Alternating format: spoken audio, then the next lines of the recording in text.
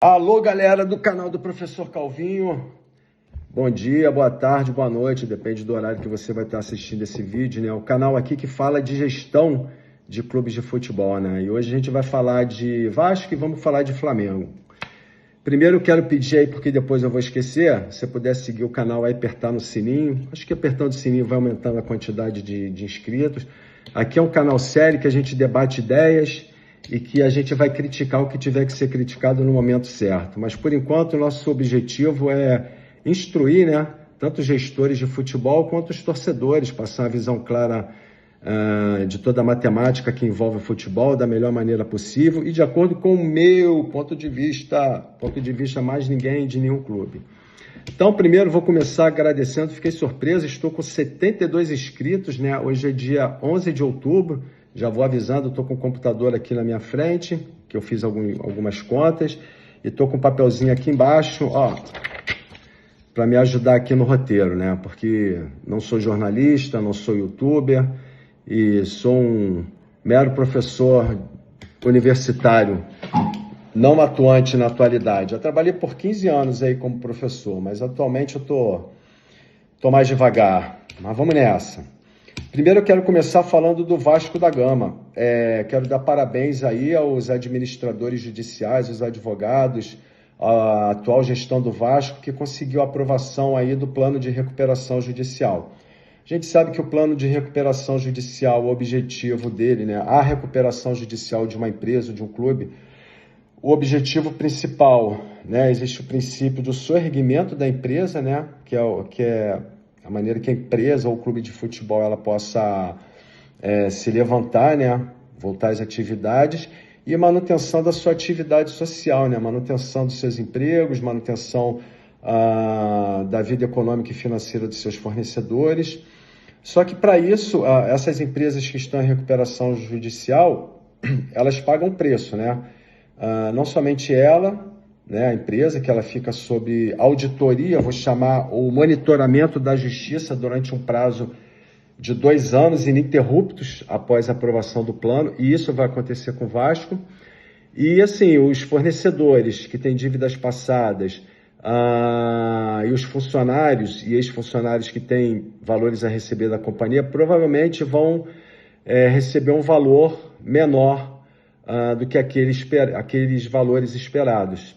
Talvez por isso tenha sido aí a reclamação acho que Valdir Bigode, né? Eu vi na televisão que ele deu uma reclamada, cara, e com muita razão. Não sei como foi aprovado o plano, mas a aprovação do plano é muito difícil, porque, como regra geral, tem que ser aprovado pela maioria de cada classe, ou seja, a maioria da classe trabalhista tem que aprovar esse plano, a maioria da classe dos quirografários ou dos principais fornecedores tem que aprovar também, a maioria dos fornecedores que são microempresas, empresas de pequeno porte, tem que aprovar. Quem tem garantia real, quem não tem garantia real, não é simples.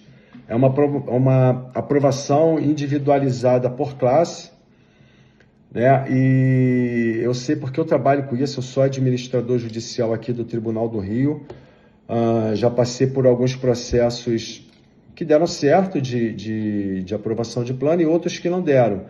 E realmente ele pode ser muito sofrido para ambas as partes.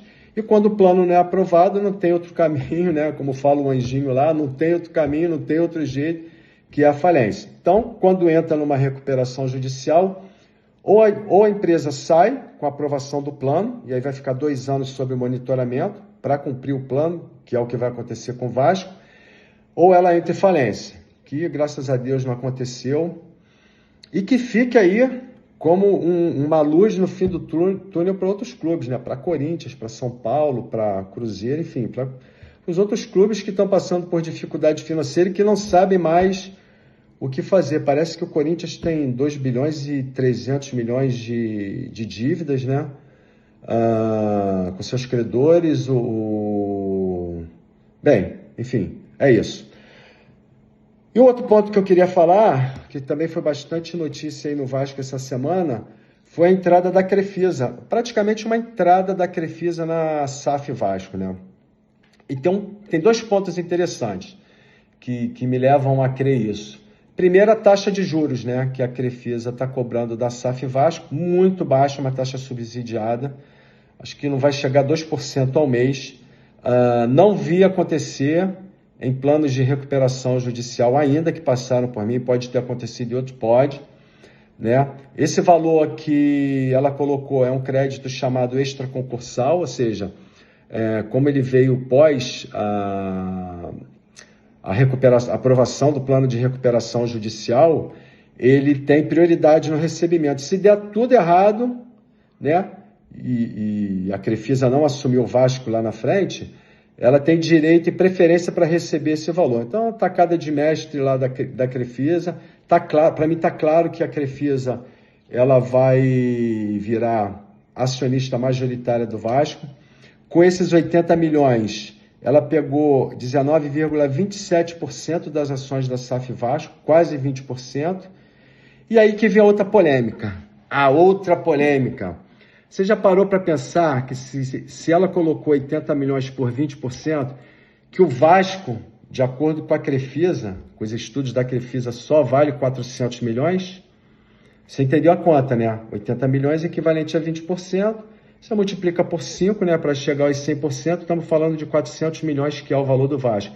E aí, torcida vascaína, o Vasco vale somente 400 milhões ou o Vasco foi vendido por uma bagatela? Essa é que é a grande pergunta. Minha opinião, vendido por uma bagatela. Bagatela! E ninguém está falando disso. Mas isso é somente a minha opinião de quem está olhando de fora. Vamos lá. O outro ponto que eu quero falar, contrato da Libra. Estou falando assim um pouco mais corrido, que é para o vídeo não ficar muito longo, senão ficar cansativo. E que é o mais interessante. Essa semana todo mundo ouviu falar do 40-30-30, né? Que é a forma de rateio dos valores que a gente está recebendo de um canal de televisão. Esse valor total para o ano de 2025 é de 2 bilhões e 900 milhões. Ou seja, esse canal de televisão vai mandar 2 bilhões e 900 milhões para esses 14 clubes de futebol que fazem parte da Libra no momento. No momento são 14 clubes. Então, qual é a conta que precisa ser feita, né?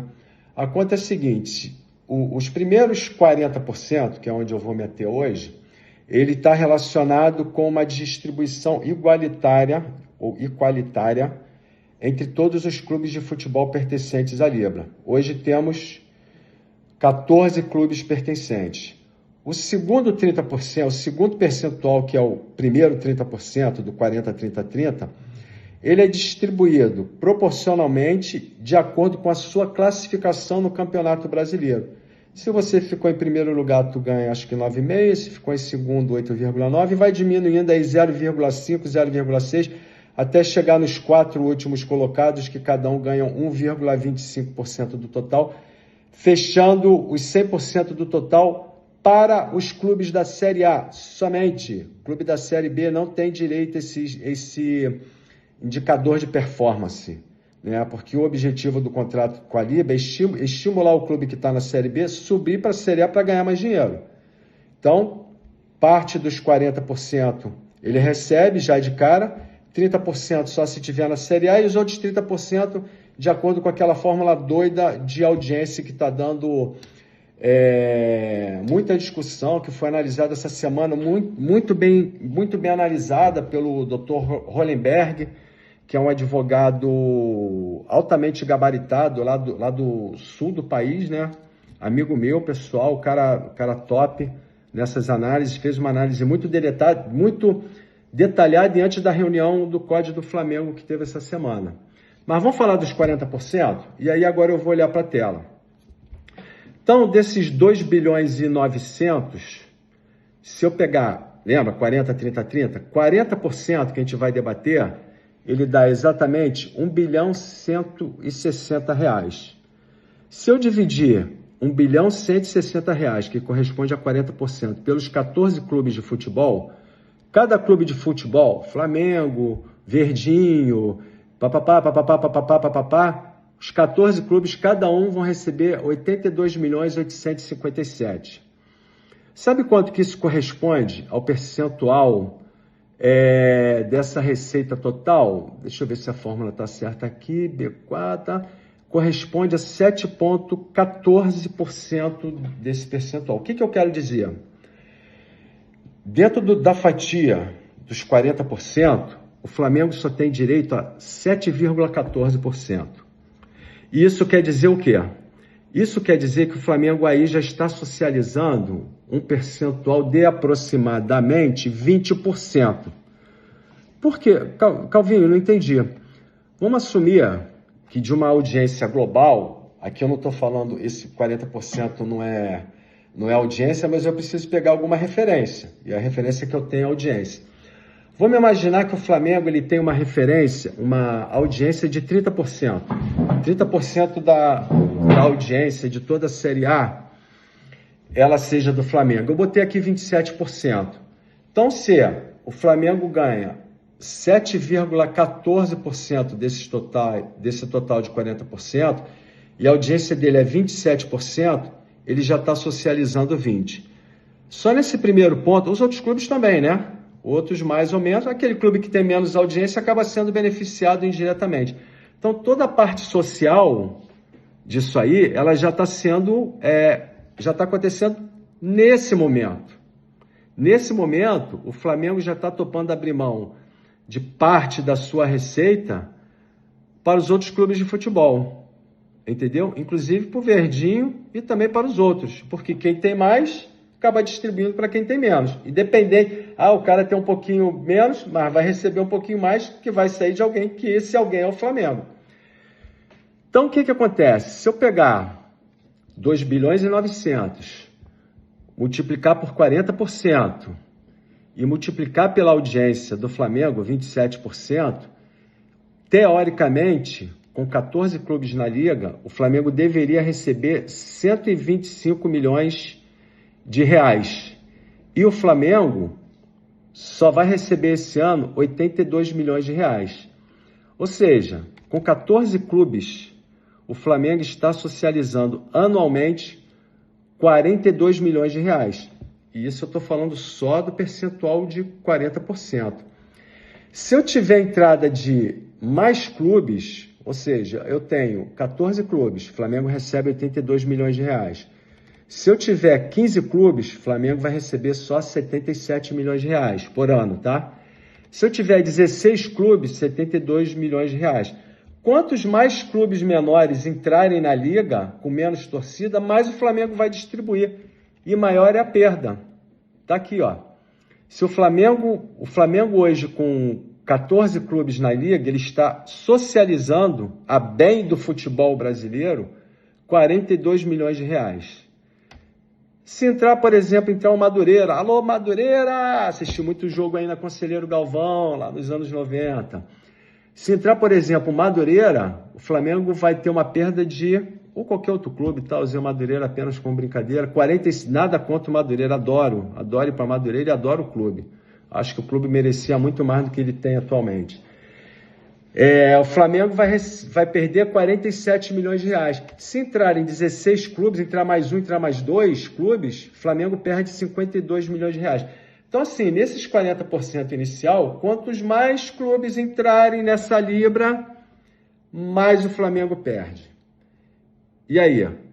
Está socializando ou não está socializando o Flamengo? Está ajudando os demais clubes de futebol ou não está ajudando? A gente tem que lembrar que a gente tem Brusque, por exemplo, dentro dessa libra. Excelente sacada do Brusque, né? Está participando aí da divisão do bolo, né? Mais uma vez eu quero dizer, eu não tive acesso ao contrato. Então estou tirando essas conclusões com base em tudo que foi disponibilizado na imprensa, né? Volto a dizer, mais uma vez, como sócio, não tenho acesso, né? A gente tem limitação de acesso por questões de confidencialidade, negociação, questões de patrocínio, tem uma série de restrições, né? Então é isso. Hoje a gente falando dos 40, eu vou fazer um outro vídeo depois falando da colocação no Campeonato Brasileiro, que é aquele primeiro 30%. E depois, lá no final, quando todo mundo se desgastar bastante, falando dos direitos de transmissão, a gente volta a falar deles. O que eu estou querendo dizer é que hoje saiu na imprensa, tem saído na imprensa esses dias, que o Flamengo tem tido perda de 100 milhões de reais nos direitos de distribuição de imagem. E eu estou falando para vocês que essa perda é muito maior. Por tudo que eu vi aqui, nesses 40% aqui por ano, com 14 clubes, o Flamengo está com 42 milhões de perdas. Se eu multiplicar por 5 anos, 5 vezes 2, 10, vão... Flamengo aqui vai perder 210 milhões de reais por 5 anos. É evidente que acaba não sendo, trazendo a valor presente, não é exatamente 210, mas de uma maneira grotesca, o Flamengo está perdendo 210 milhões de reais. E esses 210 milhões de reais, ele está indo pouquinho para o Verdinho, pouquinho para o outro clube, pouquinho para o outro, pouquinho maior para o outro. Quanto menor for a audiência do cara, quanto menor for o tamanho do cara, mais ele recebe. Me diz, a gente não está ajudando os clubes do Brasil a se desenvolver, os clubes que estão no Campeonato Brasileiro, tanto Série A quanto Série B? Então, assim, aonde que eu quero chegar? Choradeira demais essa semana, narrativa demais.